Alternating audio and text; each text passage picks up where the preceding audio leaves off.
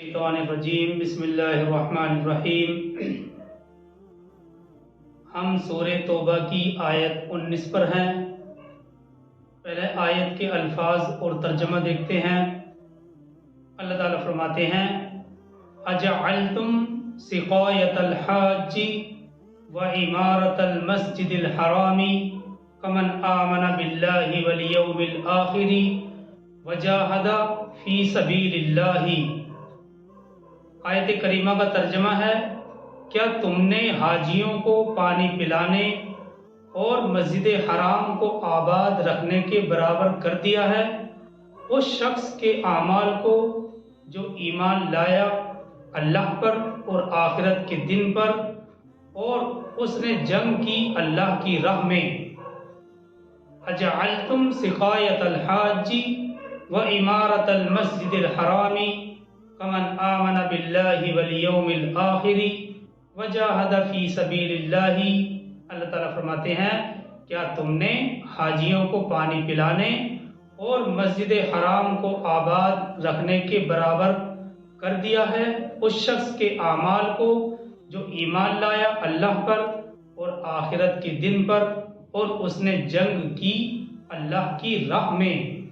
دیکھیے، یہ شروع کی 4 آیتیں ہیں، یعنی آیت 19 سے لے کر اور 22 تک یہ ایک خاص واقعے کے بارے میں نازل ہوئی ہیں، اور وہ یہ کہ بہت سے مشرکین مکہ اہل اسلام کے مقابلے میں اس بات پر فخر کیا کرتے تھے کہ ہم تو مسجد حرام کی آبادی اور حاجیوں کو پانی پلانے کا انتظام کرتے ہیں، اس سے بڑھ کر کسی کا کوئی عمل نہیں ہو سکتا۔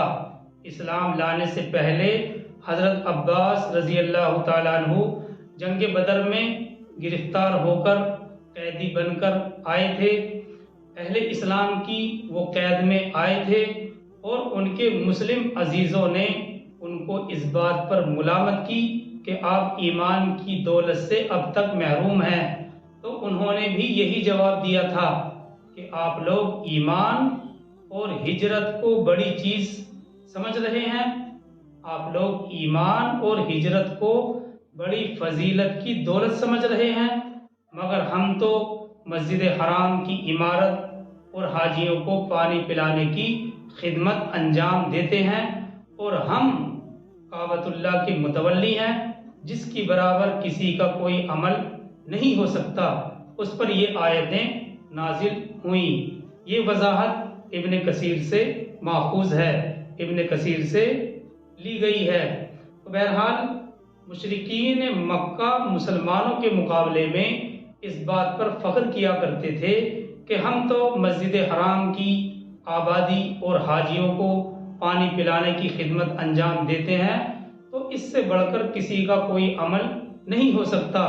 خود حضرت عباس جب قید ہو کر آئے تھے تو انہوں نے بھی بعض لوگوں کے ملامت کرنے پر یہی بات کہی تھی کہ آپ لوگ ایمان اور ہجرت کو بڑی دولت سمجھتے ہیں، مگر ہم تو مسجد حرام کی عمارت اور حاجیوں کو پانی پلانے کی خدمت انجام دیتے ہیں، اور ہم کعبۃ اللہ کے متولی ہیں جس کے برابر کسی کا کوئی عمل نہیں ہو سکتا۔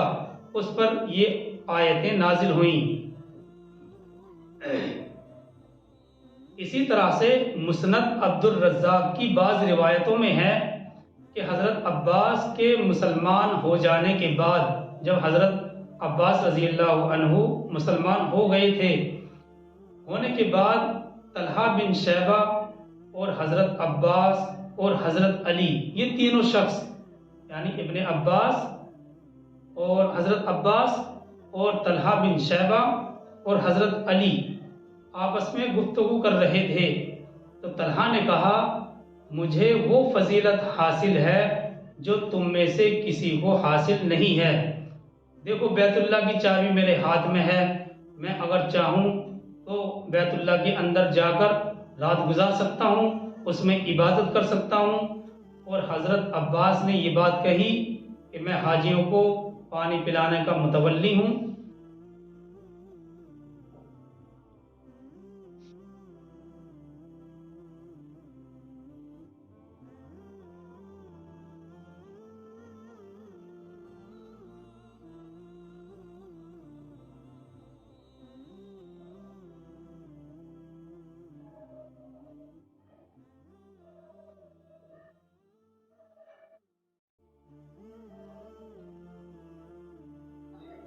تو یہ تینوں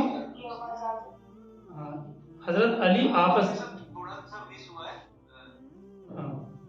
یہ تین جہاں سے آپ نے بتایا کہ وہ چابی ان کے پاس ہے پھر آواز چلے گی. جی جی.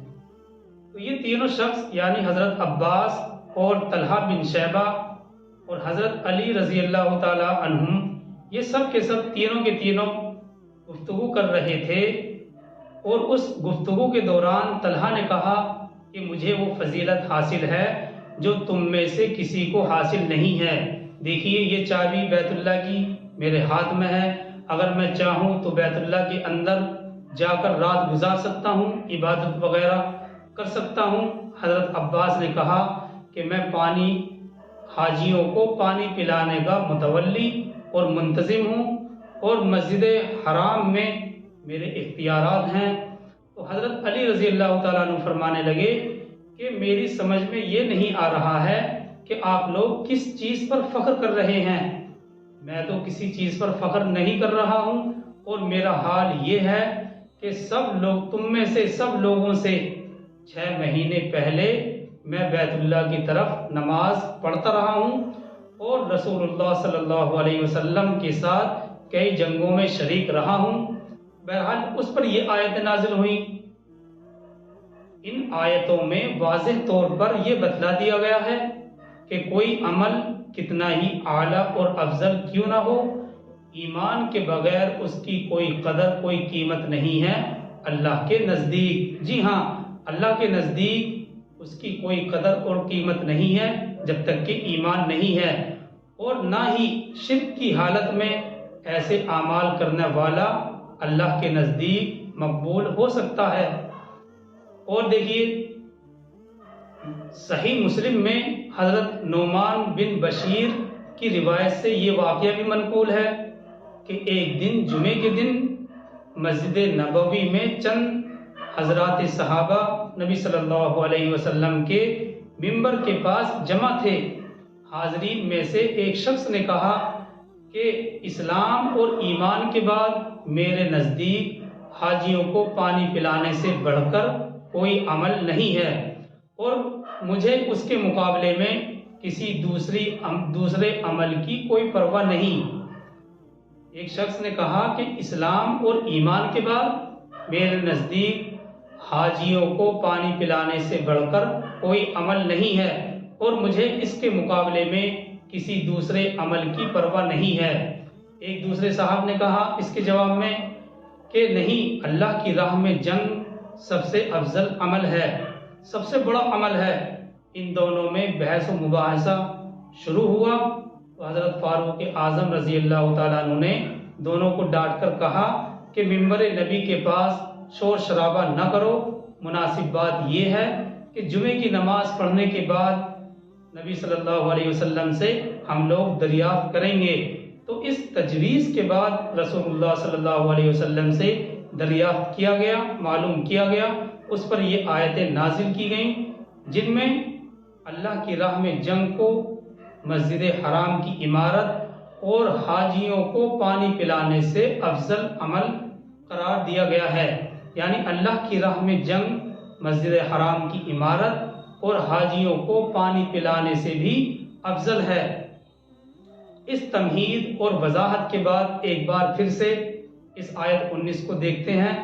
اجعلتم سقایۃ الحاج وعمارۃ المسجد الحرام کمن آمن باللہ والیوم الآخر وجاہد فی سبیل اللہ.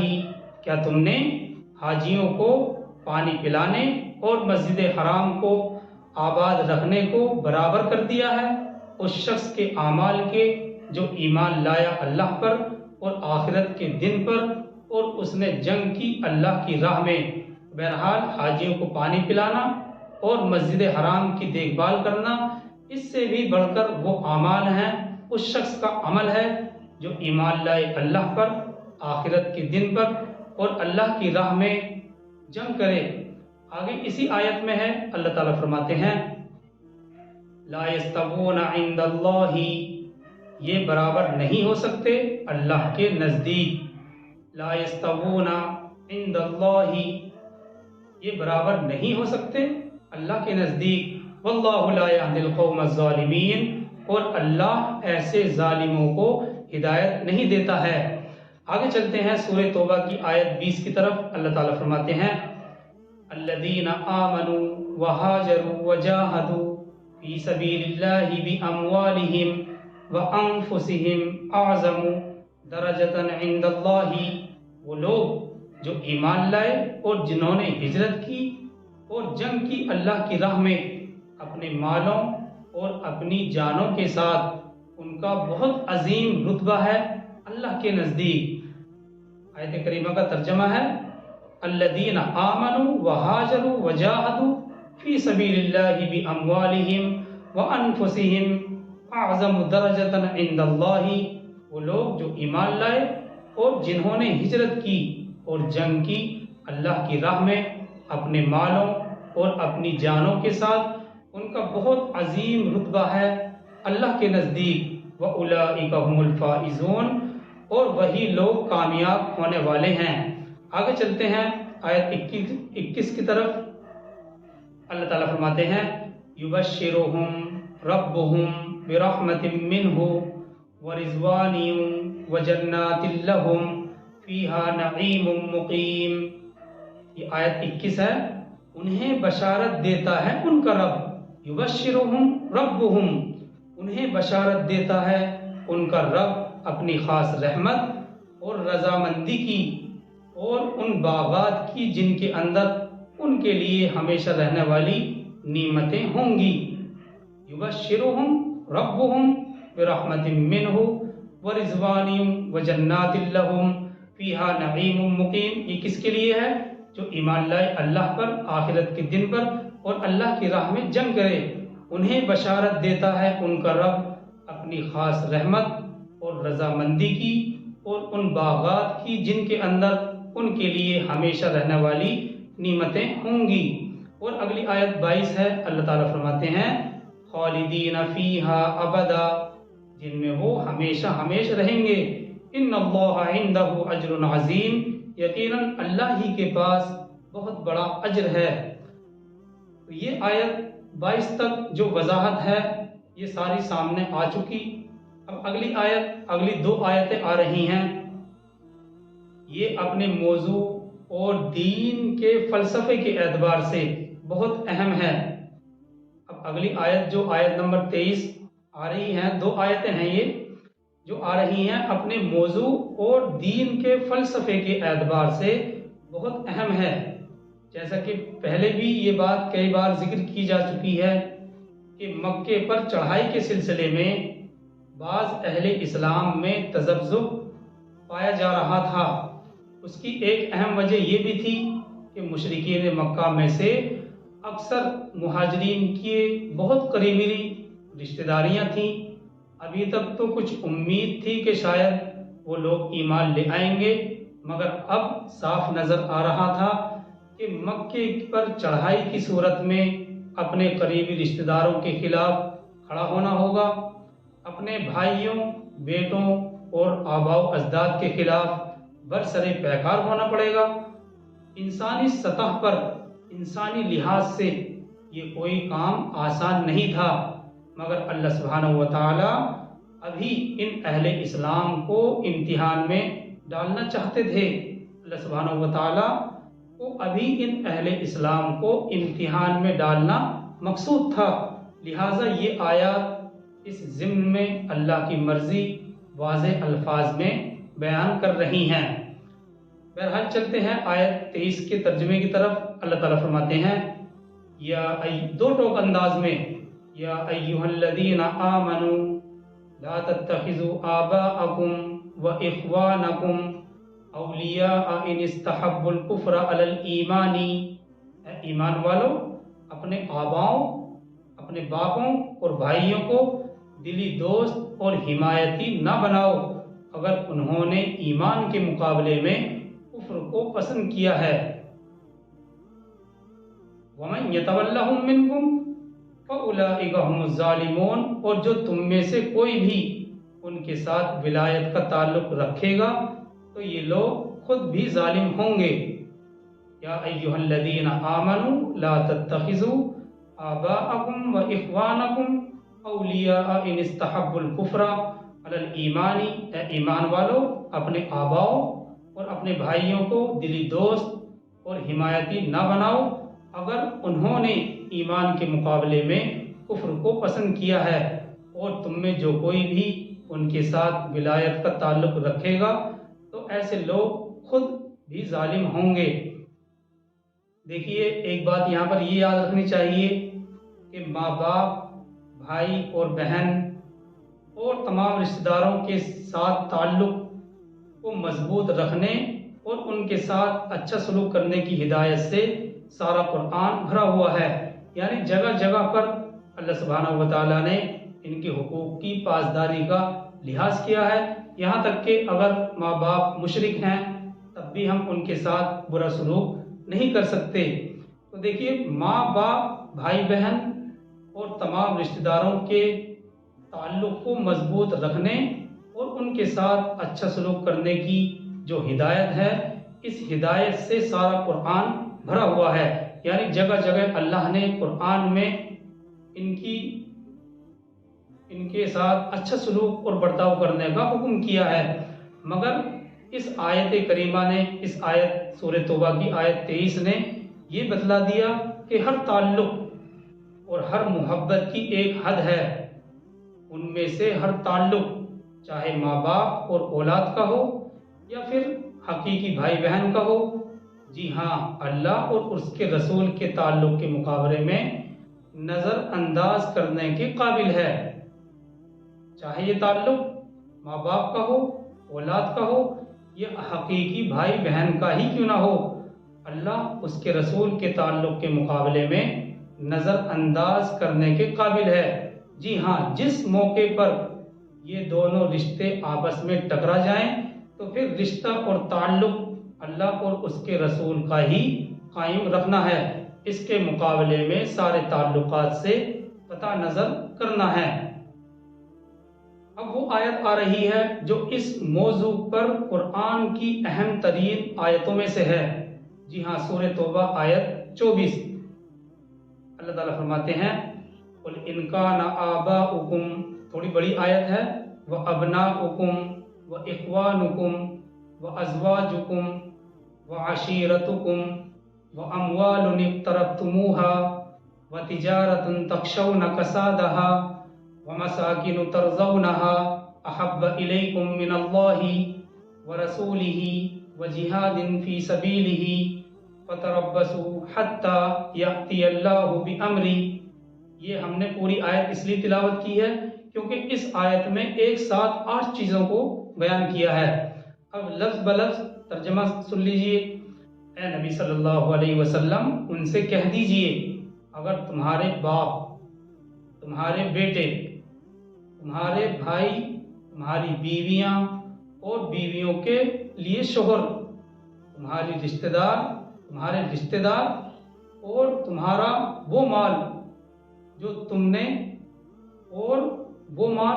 نے محبت سے کمائے ہیں، اور وہ مال جو تم نے محنت سے محبت سے کمائے ہیں، اور وہ تجارت جس کے مندے کا خوف تمہیں لگا رہتا ہے، اور وہ مکانات جو تمہیں بہت پسند ہیں۔ اگر یہ سب چیزیں تمہیں محبوب تر ہیں اللہ اور اس کے مقابلے میں اور اللہ کی راہ میں جنگ کے مقابلے میں، تو انتظار کرو یہاں تک کہ اللہ اپنا فیصلہ سنا دے۔ واللہ لا یہدی القوم الفاسقین، اور اللہ ایسے فاسقوں کو راہیاب نہیں کرتا۔ آیت کے لفظ بلفظ ترجمہ ہے، اگر اے نبی صلی اللہ علیہ وسلم آپ کہہ دیجئے کہ اگر تمہارے باپ، تمہارے بیٹے، تمہارے بھائی، تمہاری بیویاں اور بیویوں کے لیے شوہر، تمہارے رشتہ دار اور وہ مال جو تم نے محنت سے کمائے ہیں، اور وہ تجارت جس کے مندے ہونے کا تمہیں خوف لگا رہتا ہے، خطرہ لگا رہتا ہے، اور وہ مکانات جو تمہیں پسند ہیں، اگر یہ سب چیزیں تمہیں محبوب تر ہیں اللہ اور اس کے رسول اور اللہ کی راہ میں جنگ کے مقابلے میں، تو پھر انتظار کرو یہاں تک کہ اللہ اپنا فیصلہ سنا دے۔ واللہ لا یہدی القوم الفاسقین، اور اللہ ایسے فاسقوں کو راہیاب نہیں کرتا۔ اس آیت کریمہ میں اللہ سبحانہ و تعالیٰ نے 8 چیزیں شمار کر کے بالکل دو ٹوک انداز میں بتلا دیا کہ اگر کسی کے دل میں ان 8 محبتوں میں سے ایک یا ان سب محبتوں کا جذبہ اللہ، اس کے رسول اور اللہ کی راہ میں جنگ کی محبتوں کے جذبے کے مقابلے میں زیادہ ہے، تو پھر وہ اللہ کے فیصلے کا انتظار کرے۔